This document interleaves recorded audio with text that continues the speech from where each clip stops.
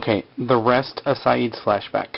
The people that told him he had to go after the terrorists are trying to get 300 pounds of explosives that were stolen from them somehow or whatever.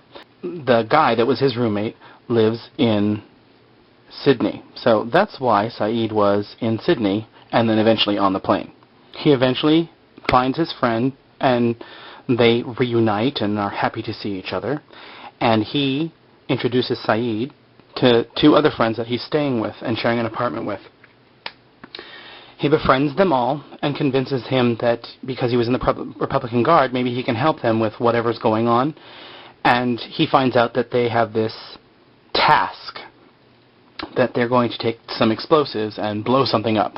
According to their religion, if they sacrifice themselves, like in a suicide bombing, they become a martyr. And he finds out that his friend is going to be the martyr in the situation, so he volunteers to help him with that. Saeed goes back to the woman from the CIA and the British guy with the big ears and says, okay, yeah, there's definitely going to be a plot to use some explosives and blow something up, but we don't know what it is. And she's like, you're going to have to tell your friend to go through with it. He's like a brother to me, so I don't want to do that. And she's like, okay, you're going to do this because otherwise the woman in the picture, the woman that he's, kind of in love with, is in the United States. And she's like, well, she'll be arrested. And what do you think will happen to her in the U.S. if we name her as an enemy of the United States? Saeed and his friend, along with the help of the other two guys, have a truck, and then they put the explosives in the back of it. The other two guys take off. And then he tells his friend, okay, you need to hurry up and go because I'm working with the CIA, and they want the explosives. And so he starts getting mad because he was lying to him. He's like, I thought we were brothers. I don't understand. We were going to do this together. And so he's like, I was doing this to find my girlfriend. It's a woman. I have no feelings for you whatsoever. He doesn't really say that, but anyways, so his friend is like all upset about it, and he takes, I'm going to draw this real quick, a gun, and shoots himself in the head because he's just so distraught over it. So the woman from the CIA comes because, he's had the explosives in the truck, and she gives him the picture of Nora or I don't remember what her name is. Damn it, I wish I remember her name. And the British guy gives him a plane ticket for flight 815 to leave Sydney so that he can go look for her.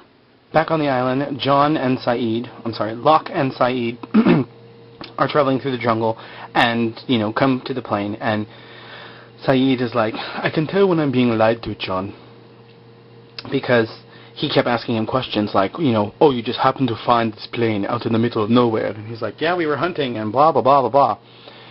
And so he's been asking John questions to kind of see if he's been telling the truth about the whole thing. And Locke's catching on that he's, quizzing him on, like, whether or not he's telling the truth.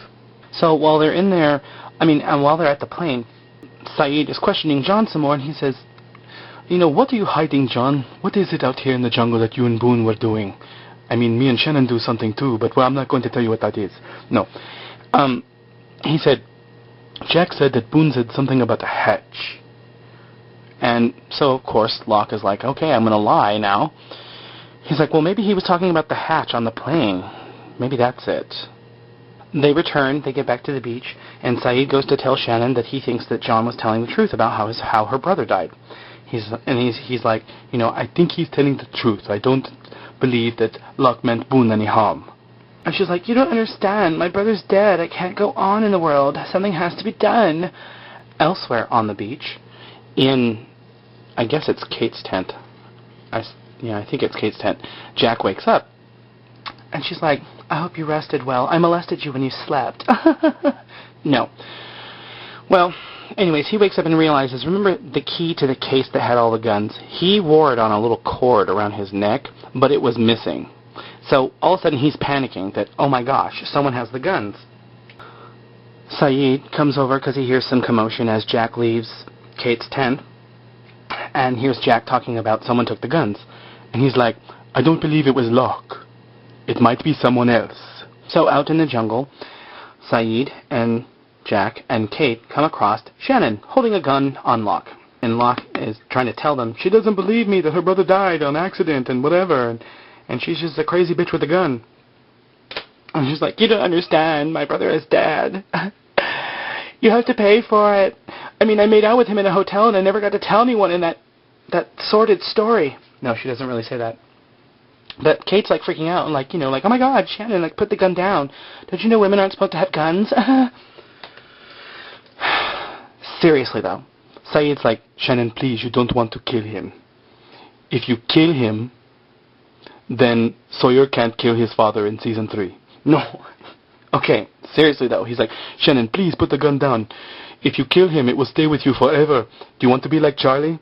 No, come on, let's go back to the beach and I'll jump your bones again. For real this time. She's all like really upset and crying, and she's really not sure if she's going to shoot him or not. They're all kind of like waiting to see whether or not she's going to do it. And then Saeed, like, tries to quickly wrestle the gun out of her hands. And when he does, the gun goes off, and a bullet, like, grazes Locke's head. And, like, he fell down. They actually thought he was dead at first, but then he kind of got back up and saw that that it just kind of skipped off of his little chrome dome. Later that evening on the beach, Shannon's upset with Saeed. She's not really even talking to him, I guess, mostly grief, but a lot of, like, she trusted him to, like, take care of business and didn't. And, like, Kate comes along and tells him, like, she just needs time. And he's like, oh, she'll get done grieving, and then I'll jump her bones, and everything will be happy again. Okay, I'm going to backtrack just a little bit. If you remember in an earlier episode, Saeed and Kate and Sawyer were all trying to triangulate the signal that was coming from on the island from the French woman. And someone attacked Saeed and smashed up all the equipment. Well, when Locke and Saeed went to go to the plane, Locke was trying to gain Saeed's trust and tell him something truthful and tell him that he was the one that attacked him. And Saeed's like, why did you do that? And Locke was like, well, because everyone was so frantic about trying to get off the island. They weren't worrying about surviving. And so, that's why I did it. And so Saeed is like, well, you may be our best chance of surviving here, so I believe you.